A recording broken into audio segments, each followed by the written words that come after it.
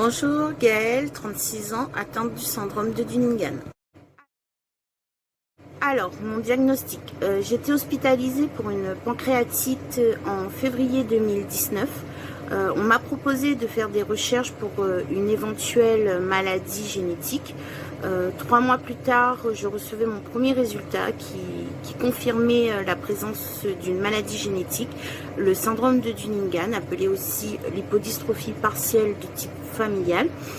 Et 3 mois après, je recevais le deuxième résultat qui servait de résultat de confirmation.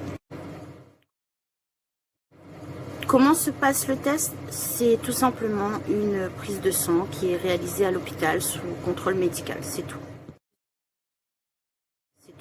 Je suis le premier cas de Dunningham diagnostiqué dans l'ensemble de ma famille.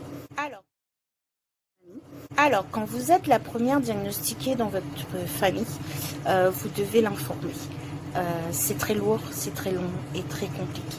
Les familles sont très grandes, hein. On fréquente malheureusement pas tout le monde, on connaît malheureusement pas tout le monde.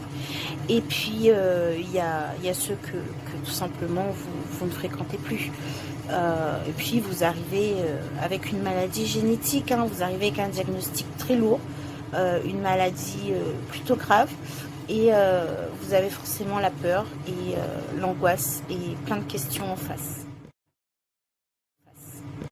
J'étais diabétique avec une insulinorésistance, placée sous pompe à insuline avec de très forts débits d'insuline d'ailleurs.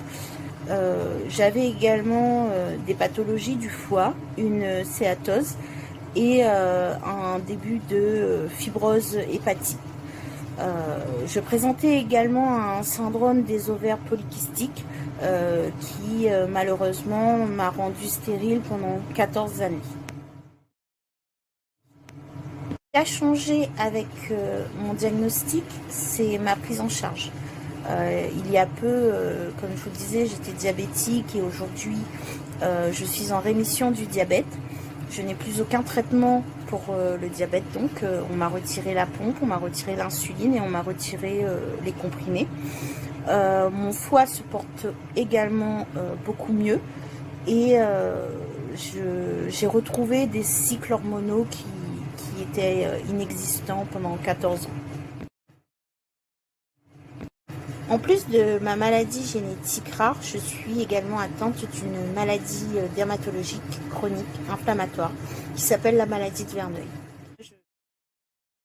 Je me suis sentie extrêmement seule, extrêmement isolée, malgré tout l'amour et le soutien que m'a apporté mes proches. C'est très compliqué ce diagnostic, de se savoir atteint d'une maladie génétique très rare.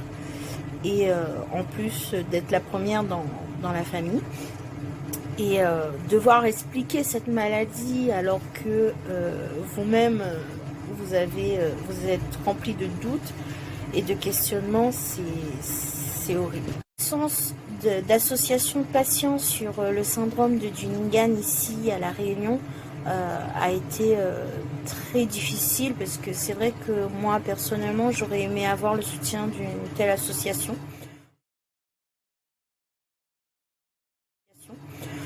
Cela fait quelques années maintenant que je travaille au sein de la FRH, qui est l'Association française pour la recherche sur l'hydrosadénite, la maladie de Verneuil. Du coup, le travail associatif, je sais ce que c'est et je sais l'importance d'une association de patients. Devant l'absence d'association sur le syndrome de Dunningham, je me suis dit, allez, pourquoi pas. Créons cette association et donnons ce soutien et cette aide que toi-même tu n'as pas reçu.